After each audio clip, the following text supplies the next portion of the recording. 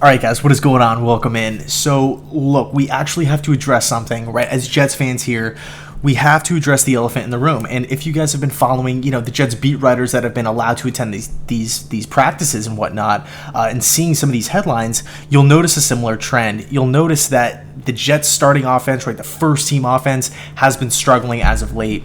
Whether it's the 3-and-outs, whether it's the interceptions, inability to move the football, and then of course the whole point of today's video, the injuries at the wide receiver position, the overall depth at that position, it's just terrible, right? Especially when you take a look at Denzel Mims going down, missing time with the leg injury. Now Brashad Perryman, the guy that was stepping up, really making a name for himself with this Jets offense, now he's missing practice because he's dealing with an injury. And yes, of course, I love Chris Hogan. I love that signing. And Jamison Crowder is an absolute beast. I love that. But at the end of the day, for a thin wide receiving room that the New York Jets have, to already be missing two guys due to injury, it's tough, especially in this time too with the virus where, this is a different offseason for players. It's a different offseason for coaches. And yes, every team is dealing with it too, so I'm not trying to make excuses, but the Jets have got to figure out the wide receiver position, which of course leads me to the topic of today's video. Should the New York Jets be trying to pursue another wide receiver, right? Especially in the free agency market. So there's three guys specifically that I really wanted to get into. And a quick little disclaimer, I'm going to leave Dez Bryant and Antonio Brown off the list just because I don't really know how realistic it is for them to return to the NFL. I don't really know what their contract demands are. I don't really know. I know Dez Bryant has been staying in shape. I'm not sure about AB. So like I said, quick disclaimer, I'm going to leave both of those guys off the list. So first guy I kind of want to get into, Paul Richardson, right? And first thought that kind of pops in your head with Paul Richardson, he's short and he's had 2 down years with the Washington Redskins.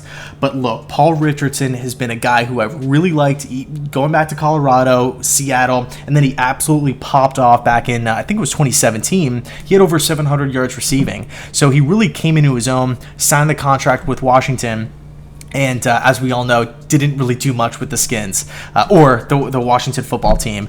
But you have to you can't just blame it all on Richardson. You have to look at the situation. Multiple quarterbacks. Jay Gruden has been criticized throughout the years for kind of having a bland offense or an offense that hasn't really been able to produce a lot. And he's had some injuries. But I think at the end of the day, we're literally a couple weeks out from the start of the NFL season, and the Jets are down 2 starting wide receivers. One's a rookie, one was a free agent acquisition on a 1-year deal. I think the Jets have to explore all the options available. And if Paul Richardson is healthy and he's ready to go, I don't see the harm in bringing a guy like Paul in, a guy who has, caught quite a few touchdowns, a guy who has produced in the Seattle Seahawks offense.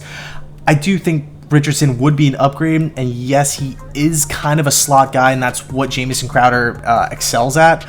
So we don't really need a position right there, like as far as like team fit goes. But I feel as we stand today, late August, we are in dire need of just bodies, right? Just help, just experience at that position, and I think Paul can come in and definitely benefit this team. So next up, Demaryius Thomas, right? Now, Demaryius Thomas is obviously a stud wide receiver throughout his career, and you guys know him quite well because last year he spent his year with the Jets, and he didn't put up these amazing numbers. He's not Julio, he's not Michael Thomas, he's not a Devontae Adams obviously.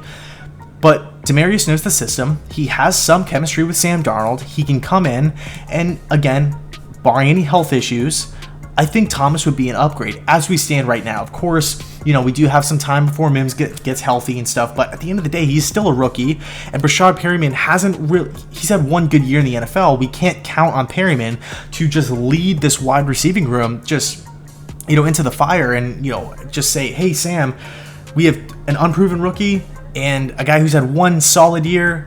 That's all you got to work with. And of course, like I said before, we do have Jamison Crowder, but I'm talking about on the outside here. So if we can bring Demaryius Thomas in, I think it would be huge. Not only does he have the chemistry with Sam, and he does provide that veteran leadership as well as knowing the offensive playbook with Adam Gase, of course, he's also a guy who it's not going to take a lot to sign him. If the Jets really want to go out there and give him a 1-year contract, I'm pretty sure he would sign a minimum deal, right? Like a veteran minimum, because he's still available. And I mean, at the end of the day, we're not going to be giving up like a $10 million contract or a $20 million contract to a wide receiver. It would just be a small, cheap, one-year deal, just a quick little cheap deal. So I think that could be beneficial for Joe Douglas, who's kind of shown a trend throughout the offseason to only bring in kind of 1 year, just short overall deals as a whole. So the last guy I kind of want to get into, Justin Hardy. Now, again, like Jamison Crowder, like Paul Richardson,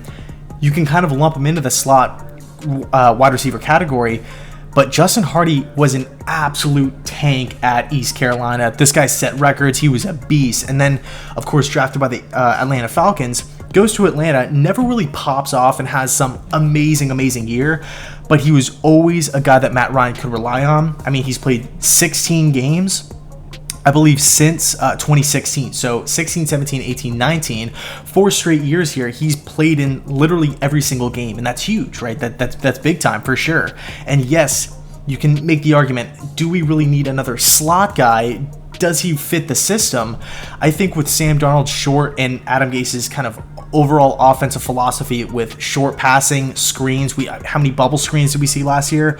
I think Hardy can come in and kind of fill a void, at least for the first month of the season, right? If we really need the help, which I do think we do, I think Hardy can come in, again, signing him on a cheap contract.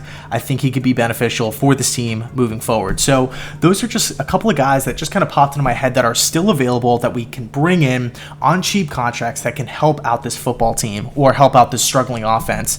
Because, I mean, I really do not want to enter the season playing week 1 against the Buffalo Bills and just be completely lackluster on offense. Yes, we have Darnold. Yes, we have an improved offensive line with Becton and McGovern and stuff. These new guys coming in. And Le'Veon Bell's a stud, same with Jamison Crowder, but the other guys got to step up, and it's really tough. It's a tough pill to swallow when you're seeing guys go down with injury, right? Especially guys that we're kind of counting on him to really pull this offense, like Perryman, like Denzel Mims. So I'll leave it there. Let me know your thoughts down below in the comment section, and also let me know some wide receivers that you guys are looking at possibly in the free agent market. For the trading market, that's another video that's going to be coming up, which I'm really excited about. Just had a lot of things going on with the move. If you guys don't know, I'm actually moving to Tampa before the season starts, so that kind of came out of nowhere. So I'll be over there. But anyway, let me know your thoughts down below. And as always, thanks so much for watching, and go Jets.